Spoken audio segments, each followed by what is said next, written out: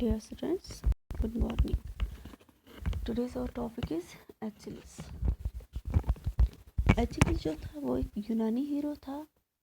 पुरानी कहानियों के मुताबिक एचिलस जब पैदा हुआ तो उसकी माँ ने उसे एक नदी स्टैक्स नदी में एड़ी के बल पकड़ के डुबकी लगवाई, जिससे कि वो हमेशा के लिए जिंदा रह सके।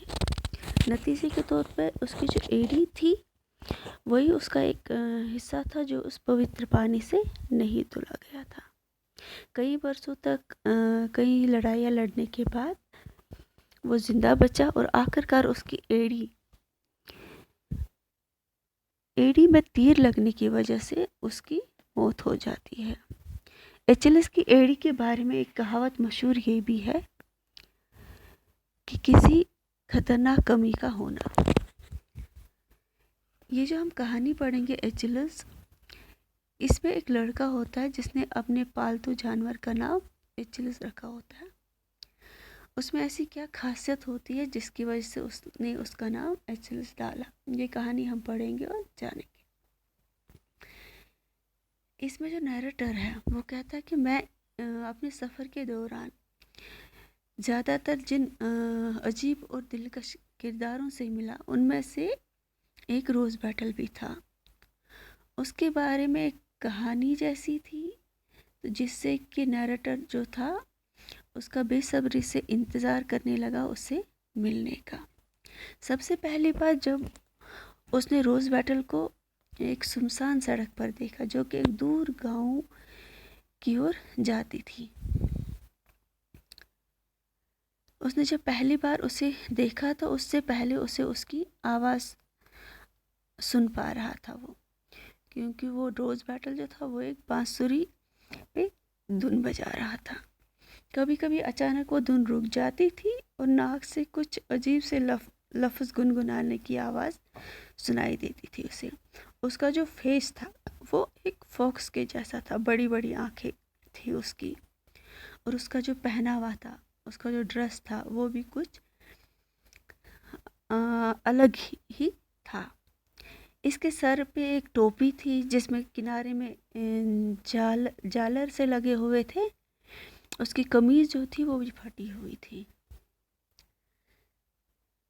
और अपनी गर्दन के इर्द गिर्द इसने एक कपड़ा बांध रखा था, नीले रंग का ग्लोबन जैसा कुछ कपड़ा बांध रखा था।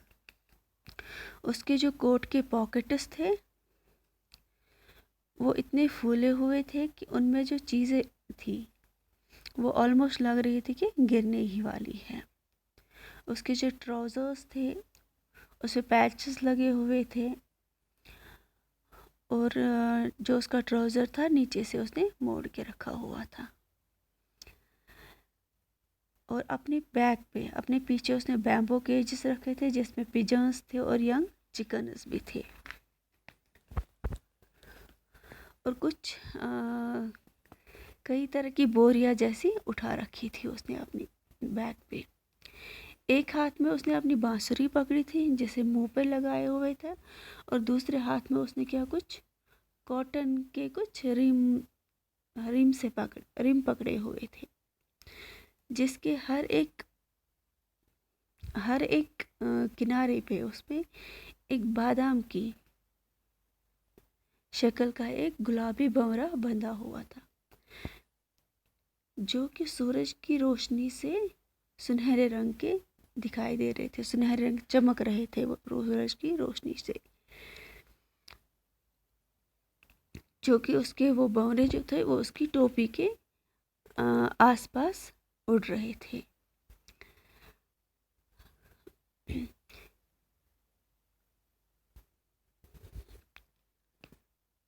कभी कभी ये भंवरे जो थे ये रुक जाते थे, उसकी टोपी के ऊपर बैठ जाते थे और फिर से उठ के वही चक्कर आसपास लगाना शुरू कर देते थे, टोपी के आसपास लगाना शुरू कर देते थे। When he saw रॉजर, जब उसने रॉजर को देखा, मेरे पालतू जानवर को देखा, एंड मी और मुझे देखा, जो रोज बैटल था वो रुक गया। Stop, he stopped. उसने अपनी टोपी उतारी और झुककर हमारा वेलकम किया। वो हमें देखकर मुस्कुराया। He smiled at us. दोबारा अपनी टोपी पहन ली। अपने हाथ ऊपर उठाए और अपनी लंबी और मजबूत उंगलियां मेरी तरफ हिलाई। मैंने उसे पूछा, क्या वो कभी किसी फिस्टा, किसी जश्न में गया है? उसने जोर से अपना सर हिलाया, बांसुरी को होठों से लगाया और झूमती हुई एक धुन बजाई, और फिर वो फिर से रुक गया। और उसने अपने कंधे के ऊपर अपना अंगूठा झटका, पीछे के रास्ते की ओर इशारा करते हुए किया जहाँ से वो आया था। मुस्कुराया और अपनी उंगली और अंगूठे को ऐसे रगड़ते हुए कहा, इशारा दिखाया कि ही वांटेड मनी, उसे पैसा चाहिए। I suddenly realise that he must be able to speak. मुझे एहसास हुआ कि शायद वो नहीं बोल सकता। इसलिए बीच सड़क में खड़े खड़े ही मैंने उससे कन्वर्सेशन जारी रखी, उससे बातचीत करता रहा मैं। और उसने होशियारी से इशारों में ही उन सब का जवाब दिया। मैंने उससे पूछा, ये गुलाबी भंवरे किस चीज़ के लिए होते हैं?